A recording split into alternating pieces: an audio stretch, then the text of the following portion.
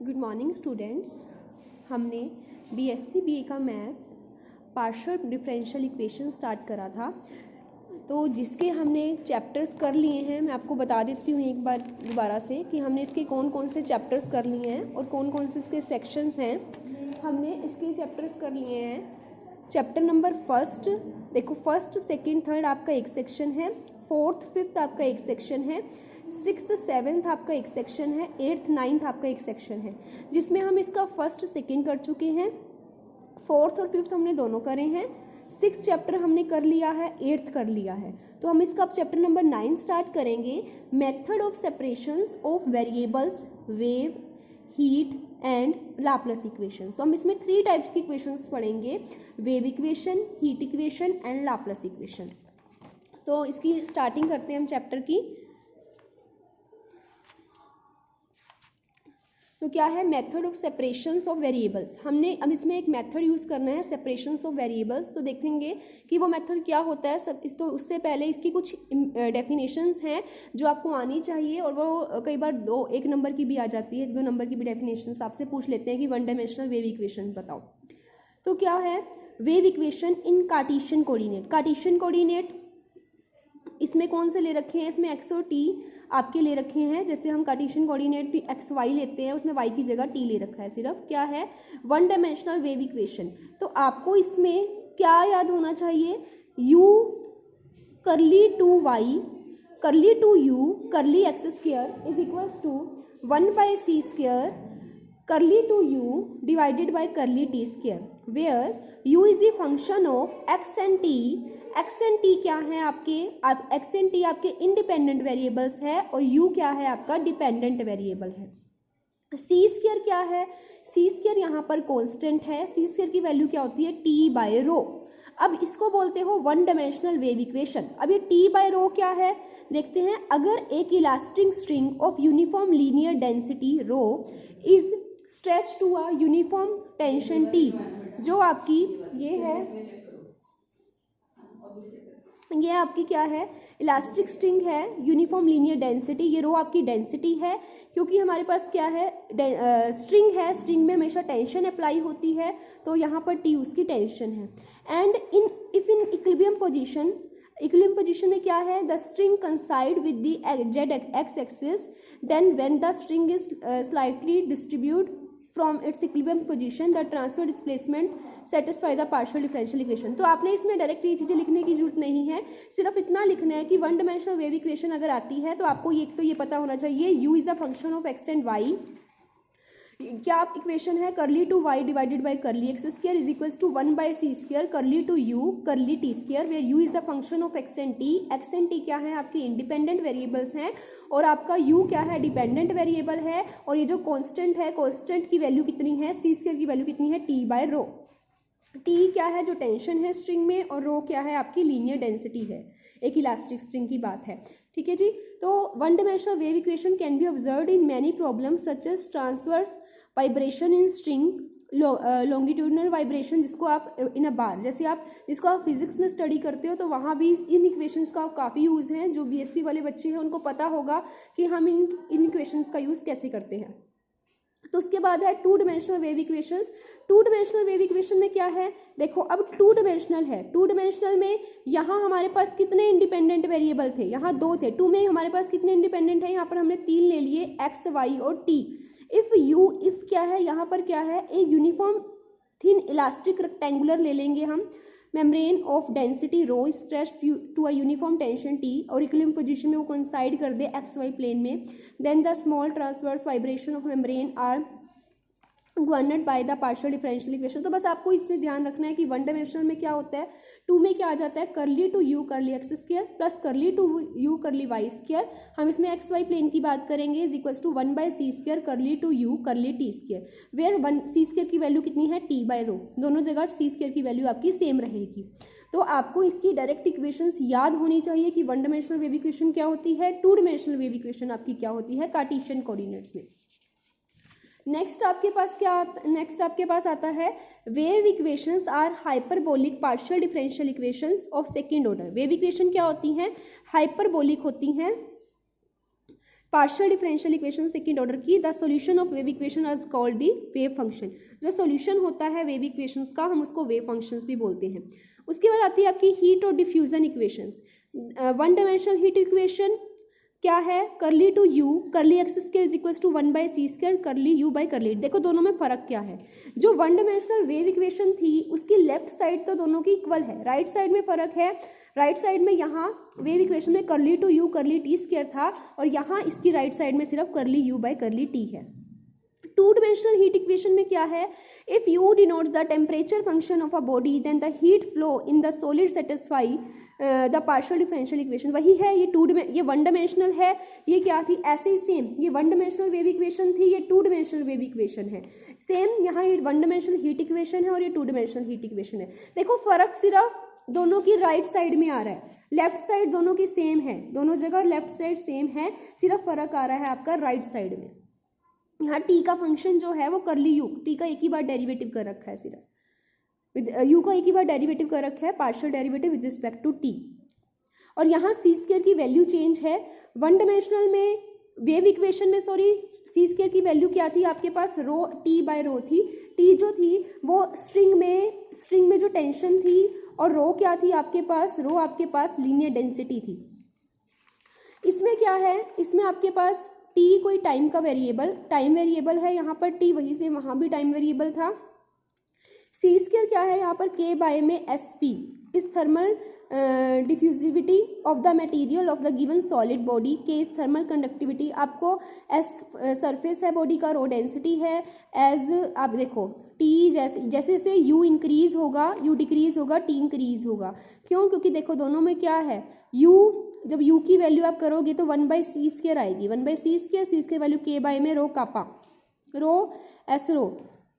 तो क्या है इसमें क्या डिफरेंस है, u जो है डिक्रीज है, u डिक्रीज होगा, u बाई टी क्या है, इन्वर्सली प्रोपोर्शनल है दोनों, जैसे से u डिक्रीज होगा टी इंक्रीज होगा। देखो अब इन चीज़ों को आपको ध्यान रखना है।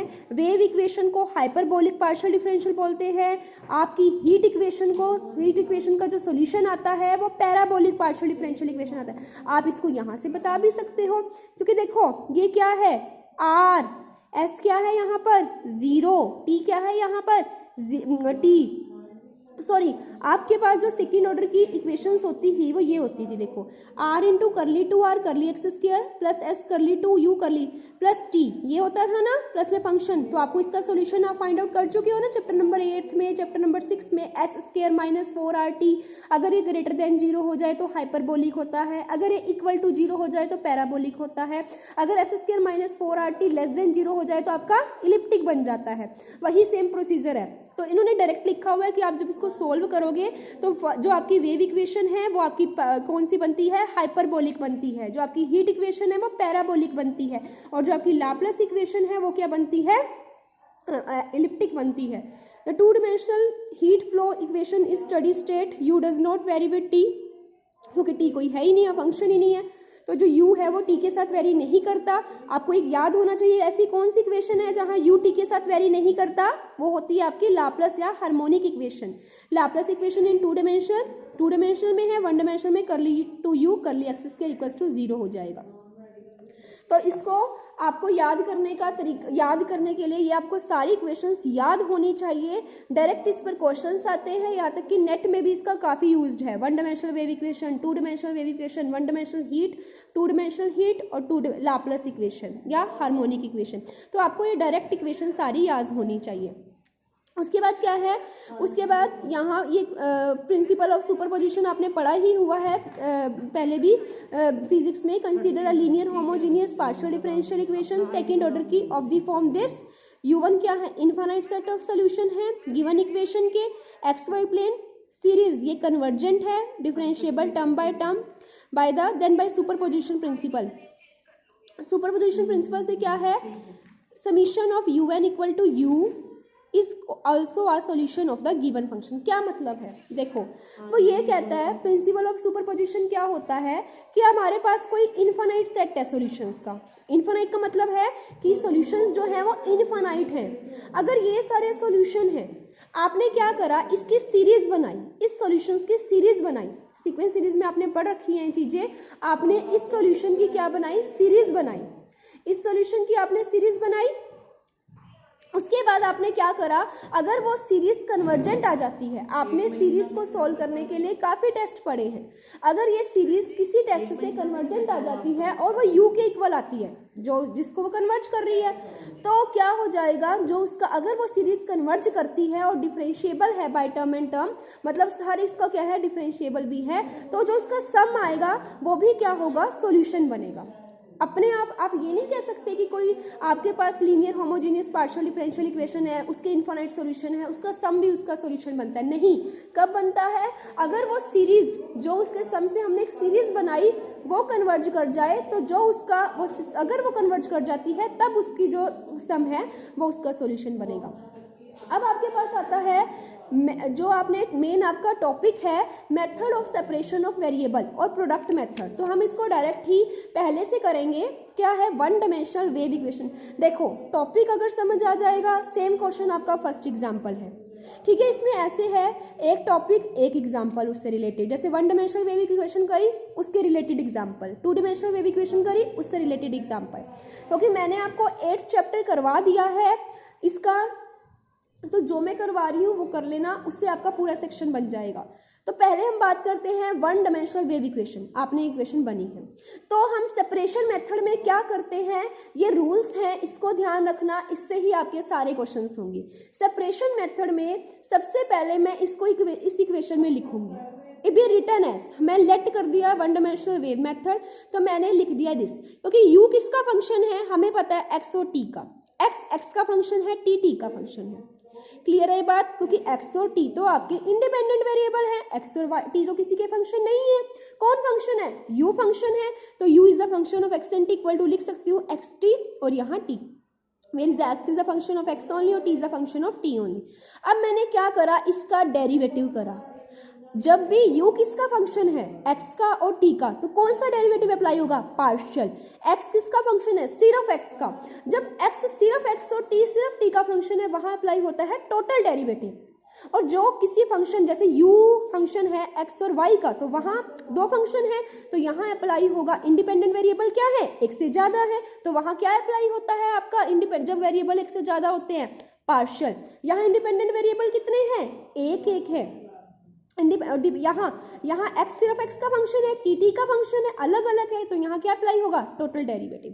तो इसका करा d2 डबल डेरिवेटिव करा। देखो अब अगर x के रिस्पेक्ट टू कर रहे हो, t कांस्टेंट है, t एज इट इज, इसका क्या हो जाएगा, d2x dx square. Same t के रिस्पेक्ट टू करोगे, curly two u curly t square is equals to x constant, x as it is d2t dt square. अब क्या करना है, देखो यही मेथड आपने क्वेश्चन में अप्लाई करना है, इसको समझ लो, क्वेश्चन में आपको खुद कहूंगी करने के लिए। अब देखो putting third in first, third से हमने फर्स्ट में पुट कर देनी है सारी वैल्यू। इसकी वैल्यू क्या है, t d2x dt स्क्वायर, इसकी वैल्यू क्या है, x d2t dx स्क्वायर। देखो आ गया। अब यहाँ से क्या करोगे आप, इसको ईस्ट फॉर्म में बना लो। अब उसके बाद काम आसान होने वाला है, आप इसको बोलते हो सेपरेशन मेथड, तो इसको ध्यान रखना, x वाली टर्म्स को एक साइड कर दिया और t वाली टर्म्स को एक साइड कर दिया। ये क्या है, d2 डबल डेरिवेटिव, इसको ले लिया x डबल डैश, और ये नीचे क्या है x, इसकी जगह देखो कैसे लिया, ये आपके पास एक x है, x का डेरिवेटिव क्या बनाओगे with respect to x, dx by में dx, x डबल x क्या बनेगा, d2x dx का स्क्वायर। तो इसकी जगह आपने पुट कर दिया x डबल डैश, और इसकी जगह आपने क्या पुट कर दिया, t डबल डैश, ये t as it is. Clear है। LHS is a function of x alone, RHS is a function of t alone, since the variable x and t independent है, so that two side can not be equal unless each is equal to same constant. देखो यहाँ से क्या है, separation method में हमने क्या करना होता है, अब यहाँ तक हमने कर लिया, क्वेश्चंस में भी हम यही तक करेंगे, ऐसे स्टेप्स करेंगे। अब यहाँ क्या है, ये दोनों x और t क्या थे, इंडिपेंडेंट वेरिएबल थे, और इंडिपेंडेंट वेरिएबल दो अलग अलग कभी भी सेम नहीं हो सकते जब तक हम उसको किसी कांस्टेंट के इक्वल ना कर दें। तो यहाँ तो इक्वल आ गए, तो हमें क्या करना पड़ेगा, इसको किसी कांस्टेंट के इक्वल करना पड़ेगा। हमने इसको k के इक्वल मान लिया, सेम इसको भी k के इक्वल मान लिया। अब k क्या हो सकता है, कांस्टेंट क्वांटिटी है, आइदर ग्रेटर देन 0 और लेस देन 0 और इक्वल टू 0। तो तीन केस हम इसमें स्टडी करेंगे। मान लिया कि k ग्रेटर देन 0 है, इसको इजी सॉल्व करने के लिए के को ले लिया पी स्क्वायर, ताकि इसका इजी से सॉल्यूशन आ गया। सेम पी स्क्वायर ले लिया, ग्रेटर देन 0 ले लिया। इस एक्स को इधर ले गए। इस इक्वेशन को तो सोल्व करना आपको आता है, आप इसको डिफरेंशियल ऑर्डिनरी डिफरेंशियल इक्वेशन में कर चुके हो। Auxiliary differential equation m square, इसको एम मान लिया, इसको पी स्क्वायर इक्वल टू 0। इसके रूट्स क्या आ गए, प्लस माइनस पी आ गया। पी क्या है, पी अगर के 0 से बड़ा है तो पी स्क्वायर भी 0 से बड़ा होगा, पी भी 0 से बड़ा होगा। तो एक्स के सोल्यूशन क्या आ गए, c1 e की पी एक्स प्लस में c2 e की माइनस पी एक्स। सेम यहाँ देखो एम के m square plus minus p, तो इसके भी वही सेम आ जाएंगे। तो यहाँ से ut, इसका सोल्यूशन कैसे लिखते हैं, प्रोडक्ट में। हो गया पहला केस। ये सारा काम आपका ऑर्डिनरी वाला है जो आप कर चुके हो। मेन आपको यहाँ तक ध्यान रखना है, यहाँ तक आपको कैसे करना है। अगला देखो case second, when k equal to 0, अगर k को 0 लेती हूँ, this equal to 0 and this equal to 0। फिर इसके बाद क्या है, इसके सॉल्यूशंस निकालने आते हैं आपको। d2x 0, ये भी 0। इंटीग्रेशन करके पहले करोगे तो x dx by dx equal to c1x, फिर दूसरा करोगे तो दूसरा सॉल्यूशन आ जाएगा। सेम ये देखो आप कर चुके हो मेथड, ये ऑर्डिनरी डिफरेंशियल इक्वेशन में करते हो आप। अब k लेस देन 0 तो सॉल्यूशन आएंगे कोस और साइन में, डायरेक्ट आपको ये चीजें पता है। Minus p square equation m square plus p square, m की value plus minus iota p, m की value plus minus iota p c, solutions आ जाएंगे। अब सारे सॉल्यूशंस आ गए। इक्वेशन 7 को हमने ऐसे लिख दिया, राइट कर सकते हैं इसको यूटी इक्वेशन 7 आ गई इसको, तो ये इसके कांस्टेंट है। तो ये आपका सारा टॉपिक है। तो hence we obtain 3 possible solutions, 5th 6th 7th of wave equation. We choose that solution which is consist with the physical nature of the problem. मतलब जो हमें प्रॉब्लम गिवन होगी हम उसके अकॉर्डिंग ही सॉल्यूशन लेट करेंगे कि हमने कौन सा लेना है। मतलब एक वन डायमेंशनल वेव इक्वेशन के 3 सॉल्यूशंस हो सकते हैं। कि वो किस पर डिपेंड करेंगे, के पर डिपेंड करेंगे। और वो डिपेंड कैसे करेंगे, क्वेश्चन में कौन सा यूज करना है, जो हमें प्रॉब्लम किस टाइप की गिवन होगी। ठीक है जी। अब हम ये नेक्स्ट टॉपिक अगले लेक्चर में करेंगे। पहले मैं इसके बेस पर आपको क्वेश्चन दिखाती हूँ। एग्जाम्पल नंबर फर्स्ट देखो, अब आपको खुद ट्राई करना है, सेम होगा। हमें सॉल्यूशन निकालना है इसका, सच डैट u किसके इक्वल है, b not cos b t when x equal to a, u equal to 0 when this. तो देखो पहला वही से यहाँ तक सेम सेपरेशन मेथड से इसको एक मानना, डबल डेरिवेटिव करा, अलग अलग कर लिया, एक कांस्टेंट के इक्वल। देखो अब इस चीज को ध्यान देखो, RHS is a function of x alone, RHS is a function of t alone, LHS x का फंक्शन है, RHS t का फंक्शन है। सिंस वेरिएबल इंडिपेंडेंट है तो therefore two side will be equal if each side equal to some constant minus of p square.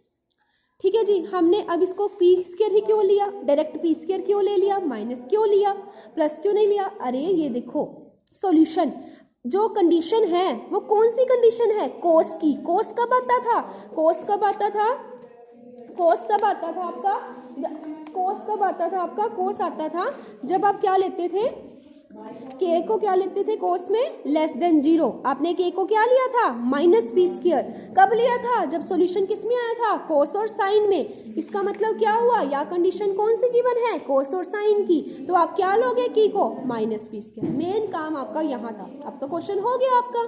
ठीक है जी। Minus p square क्यों लिया, क्योंकि आपको कंडीशन ही कोस वाली दे रखी है। अगर ई वाली दे रखी होती तो सॉल्यूशन आप पी इसको पॉजिटिव लेते। अब के को क्या लोगे, नेगेटिव। क्यों लोगे, क्योंकि आपके पास कंडीशन कोस वाली है। वो कब आती है, जब आप क्या लोगे, ये तभी आप क्वेश्चन कर सकते हो जब आपको वो टॉपिक आता होगा। ठीक है जी। अब ये करा, इसका सॉल्यूशन निकाला। अब हमें सॉल्यूशन निकाल दिया, लेकिन हमारे पास कंडीशंस हैं, हमें इसको इसके अकॉर्डिंग उसको पुट करना होगा कंडीशंस को। देखो Therefore u is equals to this, ये आपका कंप्लीट सॉल्यूशन आ गया। अब आपको कंडीशन दे रखी है when u equal to 0, when u 0, when x equal to 0। आपको एक कंडीशन दे रखी है ना, क्या दे रखी है, when कंडीशन है u is equals to b not cos t when x equal to a and u is equals to 0 when x equal to 0। तो पहले हम सेकेंड कंडीशन करते हैं, when u equal to 0, when u equal to 0, u equal to 0 when x equal to a। x को 0 put करो, ये चीज आई, इसको 0, x को 0 पुट करोगे, cos 0 1 होता है तो c1 बचा, ये 0 बन गया। यहाँ cos 3 आएगा, सॉरी ये तो एज इट इज रहेगा, सिर्फ x को 0 पुट करना है। तो यहाँ से देखो ये मेन काम है, इक्वल टू 0। अब इस चीज को ध्यान से देखो, ये चीज 0 हो नहीं सकती, c3 c4 0 हो नहीं सकता, किसको 0 होना पड़ेगा, product of two function is zero, मतलब ये a into b zero, either one is zero, b zero हो नहीं सकता, किसको जीरो होना पड़ेगा, C1 को जीरो। अब फोर्थ इक्वेशन किस में रिड्यूस होगी, इसमें। अब putting when x equal to a, ये कंडीशंस, ये तो आपको पता है कैसे करते हो, ओडी में भी आप करते थे इस चीज को। अब हमने x को a पुट करना है और u को ये पुट करना है। x को a पुट करा इसकी जगह। अब देखो, अब इसको सोल्व करना नहीं समझ आ रहा कैसे करना है, तो इन्होंने कोफिशिएंट्स को कंपेयर कर दिया। Equating the coefficient of sine and cos both side, दोनों साइड कोफिशिएंट को कंपेयर करा, किसके, साइन और कोस के। यहाँ से देखो, यहाँ किसके कोफिशिएंट आ रहे हैं, कोस बीटी के। Equating the coefficient of sine and cos both side, इन्होंने इधर से क्या ले लिया, B2, इधर से क्या ले लिया, C2 C3 साइन PA, ठीक है। और इधर से 0, इधर से C2 C4 साइन PA, इधर से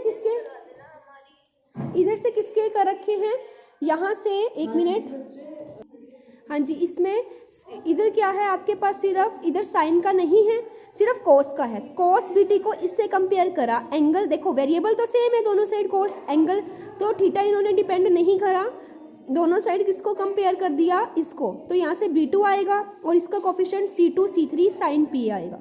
यहाँ से इस साइड राइट लेफ्ट साइड आपका साइन का कोई कोफिशिएंट नहीं है, साइन का कोफिशिएंट नहीं है, तो इधर कितना बन गया 0, इधर कितना आया C2 C4 साइन PA।